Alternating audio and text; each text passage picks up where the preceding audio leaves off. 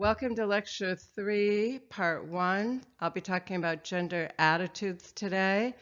In Parts 1 and 2, I'll be talking about ambivalent sexism theory, and in Part 3, we'll cover childhood origins of gender attitudes. Let's start with what is sexism? Early gender researchers defined it as hostility toward women's rights.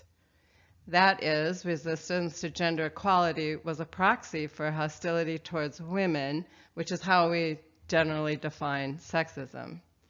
This made sense because other types of prejudice, like racism or homophobia, anti-Semitism, you name it, are defined similarly. An antipathy toward a group based on negative stereotypes. That's how Gordon Allport defined prejudice in his seminal textbook, The Nature of Prejudice. So, for example, if gays and lesbians are stereotyped as immoral radicals, then they don't deserve equal rights. To be clear, hostile sexists follow suit by being against gender equality because they think poorly of women, i.e., as incompetent or manipulative or both.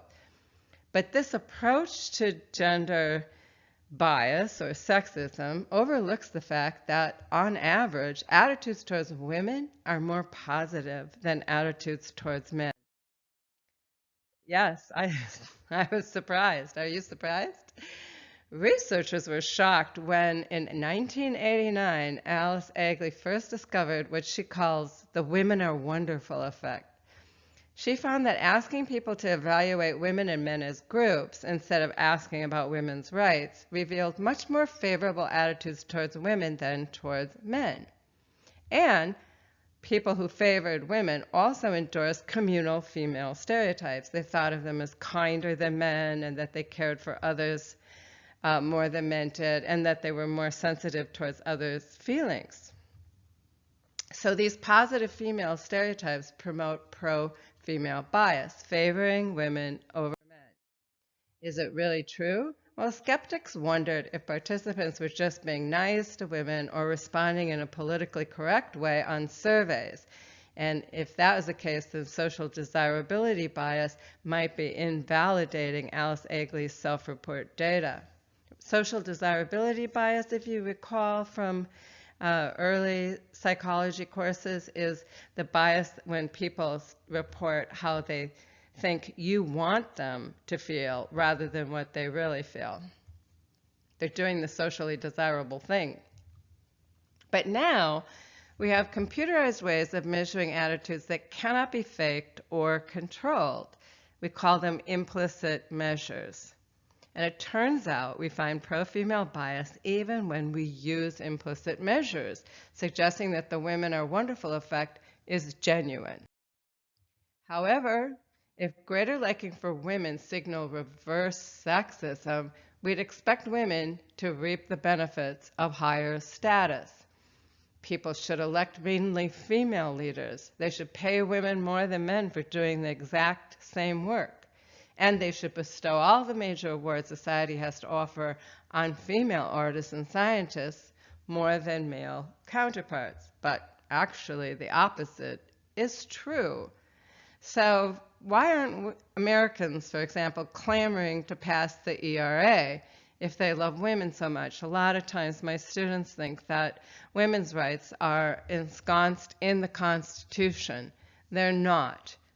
The right to vote is ensconced in the Constitution in the 19th Amendment, right? But otherwise, women do not have a constitutional protection for equality.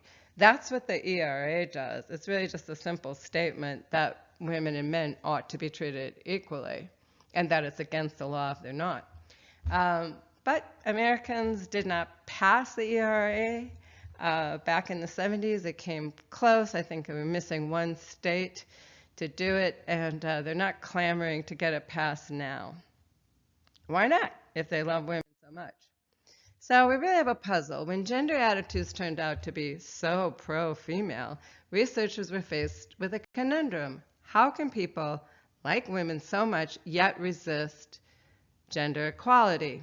Ambivalent sexism theory is helpful because it contributes insights into this conundrum, and it was invented by the co-author of your textbook, Peter Glick, in 1996. So Rudman and Glick, that's me and my colleague, Peter Glick. So back in 1996, he came up with ambivalent sexism theory. But back up one second. Ambivalence, what is it? It's defined as being conflicted in your attitude. For example, having a love-hate relationship with something or someone. Ambivalent sexism theory argues that ambivalent gender attitudes stem from the fact that gender is a unique social category.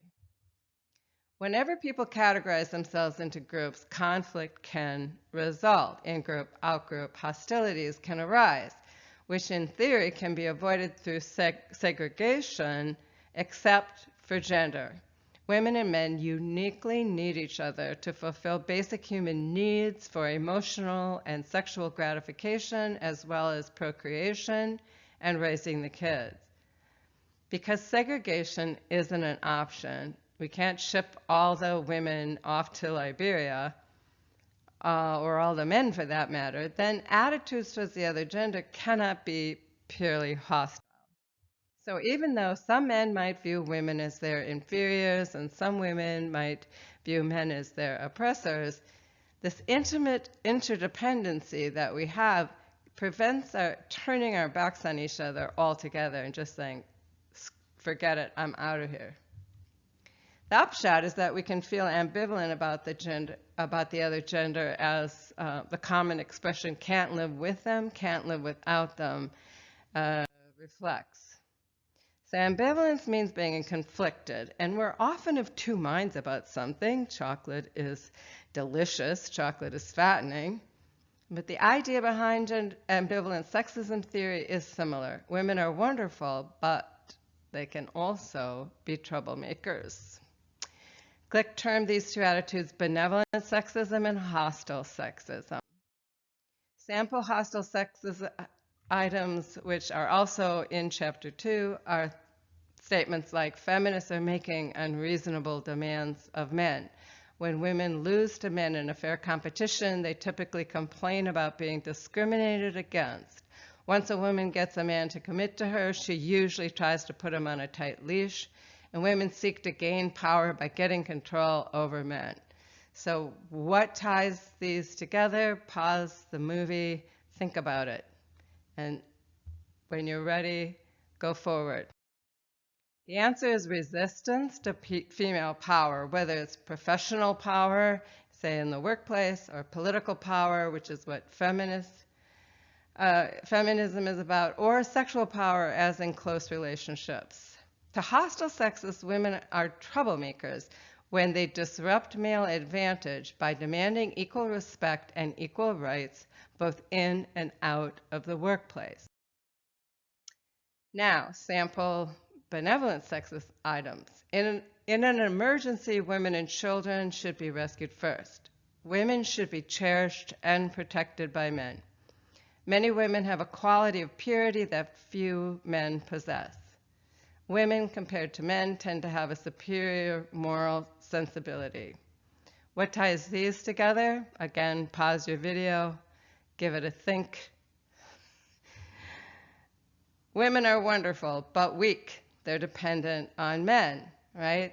We have to rescue them, we have to cherish and protect them because they're weaker than men. But at the same time, they have these qualities of goodness that men do not possess. So why is it called ambivalent sexism? The best evidence that attitudes towards women are ambivalent comes from the fact that HS and BS positively correlate. In 17 cultures, people who were hostile toward women were the same people who endorsed benevolent sexism.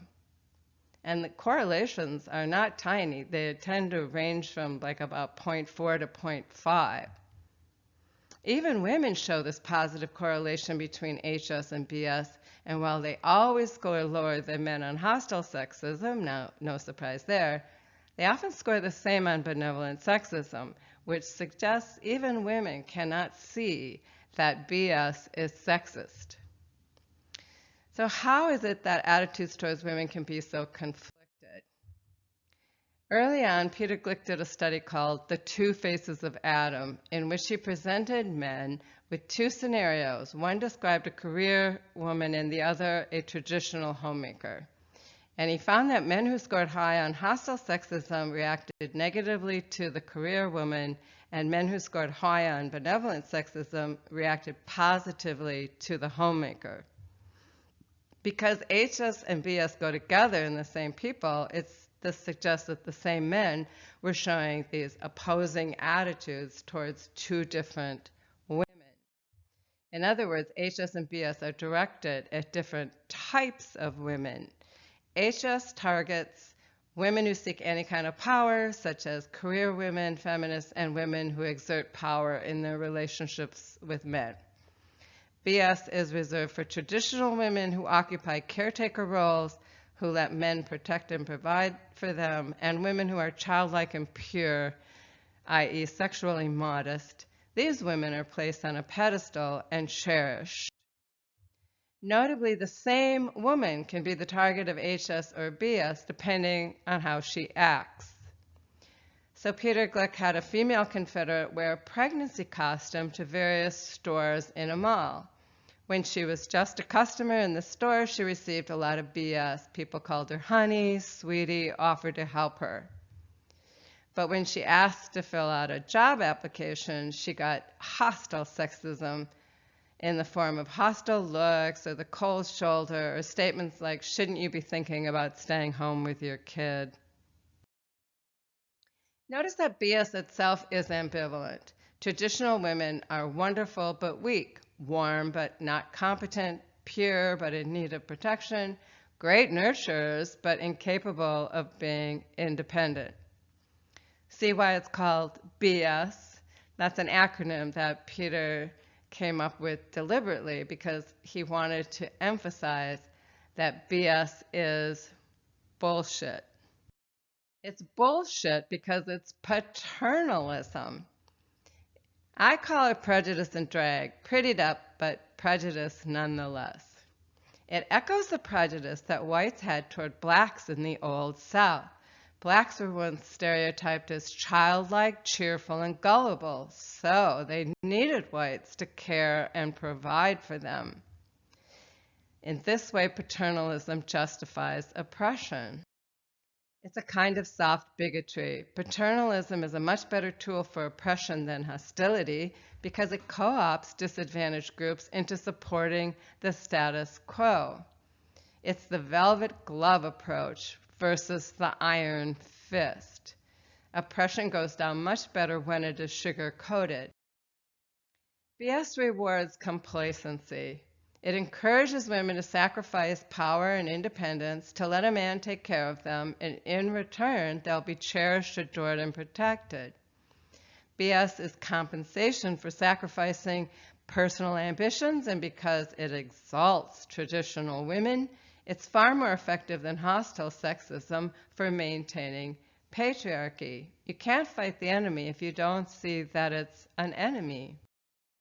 So is BS really bad? My students sometimes find it hard to believe because this idea that women are cherished doesn't seem like it could ever be bad. And chivalry has long been socialized in men and rewarded in men. Until you realize that it's limited to nice women who uphold self-sacrificing, caretaking ideals. To be adored, women have to toe the gender line, and they pay a big price for BS, lack of autonomy and respect. So, should women stop being loving, caring, and supportive? No, but we have to ask, why are women expected to do the lion's share of the loving, often for little pay or no pay? Moreover, notice that the stereotype of blacks in the Old South is similar to how women are stereotyped: childlike, gullible, ignorant, and in need of protection. But what happened when blacks pushed for equal rights back in the 1960s? Their stereotype became hostile, i.e. hostile towards whites, to the point of viewing them as dangerous criminals. Likewise, the stereotype of feminist women is hostile toward men to the point of viewing them as radical, man-hating lesbians. See the overlap? That's what happens when you push against the status quo you were once thought of as. When you demand equal rights, the attitude switches from paternalism, we need to care for this group, to defensiveness, we need to resist this group. And that's all done to protect the status quo. But women as a group can't be segregated off from men the way, say, African men or African American men are thrown into jail, right? If you ever get a chance, I recommend Michelle Alexander's book. It's called The New Jim Crow, and it's about the criminal justice system's treatment of African American men after the civil rights era through to today. But we cannot use something like that for gender because men need women, right? So women instead were split into good and bad subtypes. Traditional homemakers were the good subtype versus radical vanguards. And radical vanguards back in the 60s and 70s were women who wanted to work outside of the home or have a career or, get a PhD. Those are considered radical women because women in the 1950s were pretty much confined to the home to raise children and be the good doting wife, right? Well, nowadays, most women work outside the home, so feminists have taken the brunt of hostile sexism. They're now seen as the radicals who have to be smeared with negative stereotypes. However, the switch from paternalism to hostilities for both race and gender attitudes is particularly true of conservatives who most wish to defend the status quo. We see it today in conservative backlash against the Me Too movement and Black Lives Matter. So let's look at how conservatives maintain the gender hierarchy. First of all, because they embrace traditional gender roles far more so than liberals, Republicans outscored Democrats on all measures of sexism, including hostile sexism and benevolent sexism. Second, they use BS to co-opt women into accepting a lower place in society. For example, when Mitt Romney opposed President Obama in 2012, his wife, Ann Romney, kicked off his nomination with a speech exalting women at the Republican National Convention in Tampa, Florida. Here's what she said. "Tonight, I want to talk to you about love. I want to talk to you about the deep and abiding love I have for a man I met at a dance many years ago and the profound love I have for this country. I want to talk to you about that love so deep, only a mother can fathom it. The love that we have for our children and our children's children." This isn't love. This is Obama cheering up when talking about the children murdered at Sandy Hook Elementary School. Ann Romney pretends that men don't love their kids as much as women do, but Obama told Dave Letterman that he was a mess for 3 weeks when Malia went off to college. He said, "Having kids is like having your heart outside your body. You want to keep them close even when you know they have to go." And he teared up while he was saying that. Have you noticed in general that men accepting an award or giving a speech in front of a group often begin by paying homage to their wives and mothers who sacrificed mightily by caring for the family while they pursued their careers?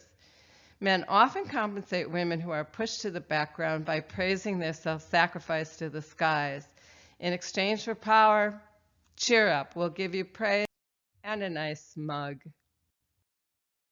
But not all women. Only those who toe the gender line and do not assert themselves, for example, by demanding equal rights.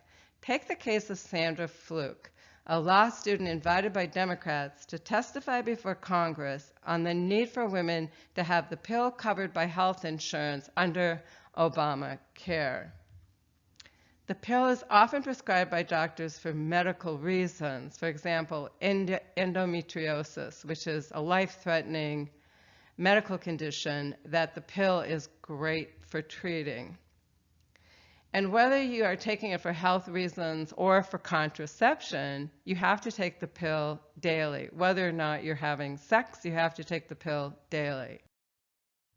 Sandra Fluke testified that on her campus, 40% of women suffered financial hardship because contraception was costing them $3,000 a year. And for women she personally knew, this resulted in severe medical emergencies because they couldn't afford it. Women having to go to the ER and almost dying, or in one case, dying because they couldn't afford taking the pill for their life-threatening medical conditions. What happened after that is for several days on his right-wing talk radio show, Rush Limbaugh proceeded to call Sandra Fluke a whore. What does it say about a college co-ed who goes before a congressional committee and essentially says that she must be paid to have sex? What does that make her? It makes her a slut, right? It makes her a prostitute. She wants to be paid to have sex. She's having so much sex she can't afford the contraception. Ms. Fluke, have you ever heard of not having sex? Have you ever heard of not having sex so often? She's having so much sex it's amazing she can walk. Her boyfriends must be lined up around the block. They would have in my day. So Ms. Fluke and the rest of you feminazis, here's the deal. If we are going to pay for your contraceptives and thus pay for you to have sex, we want something for it, and I'll tell you what it is. We want you to post the videos online so we can all watch. Some things to note is, first, he's misrepresenting how the pill works and why women take it. It's like he's clueless about female biology. Second, he endorses a sexual double standard. Single women who have sex are stigmatized, but hey, it's okay for men to line up around the block. Third, he promotes what we call a rape myth. Sexually active women do not deserve moral concern, so they can be exploited, in his case, by voyeurism. Take videos so we can watch them. Fourth, a virgin has more social value, but at the same time, sex is women's chief bargaining tool, hence the trade he proposes, the pill for porn. For ambivalent sexists, strong women like Sandra Fluke are targeted for HS, whereas good women receive BS. And the upshot is that the women are wonderful effect should be renamed the women are wonderful when effect, when they are submissive, agreeable, and chaste.